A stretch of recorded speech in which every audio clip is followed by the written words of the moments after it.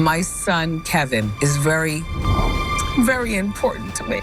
Love you, Wendy. All I know is how to be famous. I will smoke what I smoke, and I will liquor when I liquor. I feel like I can be a huge part in her healing better and becoming a stronger person. I lost over a decade of my life. Now, with the backlash against cell phones, Wendy Williams is the latest to call out an audience member whose phone rang. Somebody phone on? Yeah. Get out. Get out.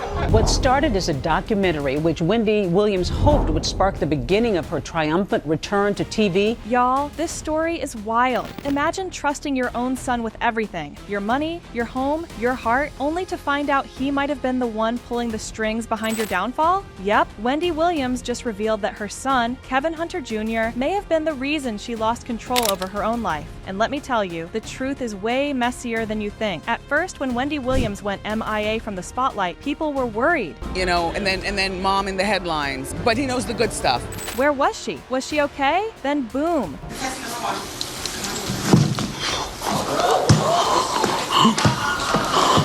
News broke that she was placed under guardianship with zero control over her finances. The system has failed from top to bottom regarding this guardian and everybody involved with that. Her assets, or even her own phone. And now she's coming forward, exposing what really happened. The gag? Wendy Williams always said she wanted to come back to daytime television, but she has an even bigger challenge than anyone would have imagined. We're learning that the former talk show host has been diagnosed with a form of dementia. It wasn't just legal drama or health issues that landed Wendy in this situation. It was her own son who allegedly crossed the line. So much so that even Wells Fargo had to step in and freeze her accounts. She's dealing with a judge, a guardian. She is isolated. She should have somebody handling her finances. And honey, the receipts are insane. So, what did Kevin Jr. really do? Was he just a kid making dumb mistakes, or was there something more sinister going on? Buckle up, because this tea is boiling. So, let's start with the part that shocked everyone. Wendy revealed that Kevin Jr. had been making massive withdrawals from her accounts without her knowledge. And we're not talking about pocket change. Said you were the victim of undue influence and financial exploitation with respect to your money. Who is the person that was doing this? My son is a good person, but at this point, he is a horrible person to me. And what's going on with these other people at my apartment in Miami? What are you doing? Oh, you spent on what? And what is going on at Wells Fargo? Try hundreds of thousands of dollars vanishing just like that. Wells Fargo thought something was sketchy and decided to put a hold on Wendy's accounts. And that's when things started spiraling. For context, Kevin Jr. was not exactly living on a budget. His rent, a cool $80,000 a year. His birthday party, $120,000. Kevin Jr. is one of very few who still have access to Wendy. And get this, Uber Eats alone, allegedly over $100,000. Like, sir, what were you ordering? Gold-plated sushi? But here's where things get really messy, because people started wondering, was Kevin Jr. taking money from Wendy to support his father, Kevin Hunter Sr., and his alleged side chick? If so, that would be diabolical. And, well, the clues are starting to add up. In late 2022, things really took a turn. Kevin Jr. got kicked out of his Miami apartment, a $2 million luxury place that Wendy had been paying for. But since her accounts were frozen, she couldn't keep covering the bills. The result? Kevin was hit with a $70,000 lawsuit for unpaid rent. And if you thought that was bad, just weeks after Wendy attended his graduation, Kevin was hit with another eviction notice.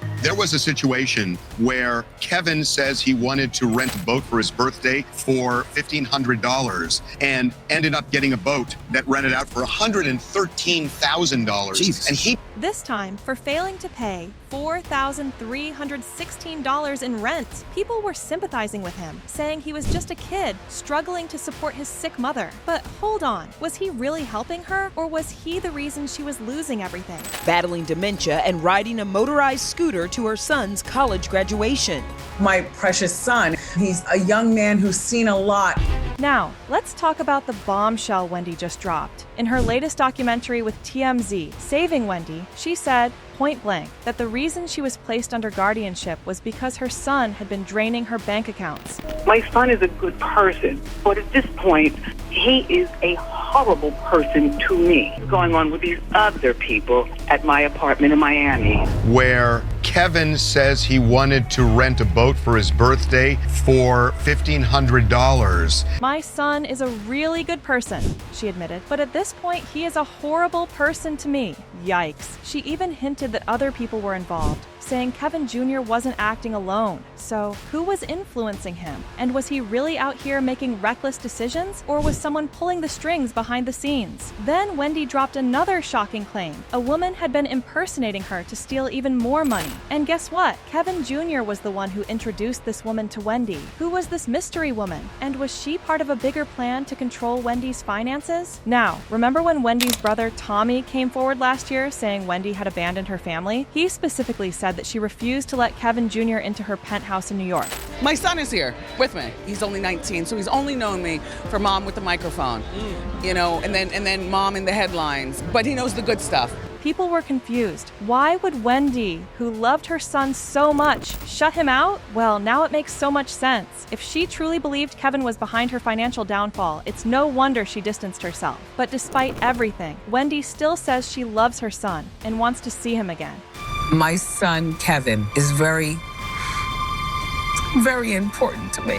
I want to give some love to my son, Kevin. It's me and you, kid. She even told Harvey Levin in a podcast interview that she hopes to reunite with Kevin soon. But the real question is, will she ever fully trust him again? While all this drama is playing out, Wendy is on a mission to end her conservatorship. Sources say she recently signed an affidavit requesting to be released from guardianship, stating that she has regained the ability to manage her own life. I lost over a decade of my life. Being hooked on cocaine. And here's the twist. Wendy is now claiming that she doesn't even have frontal temporal dementia.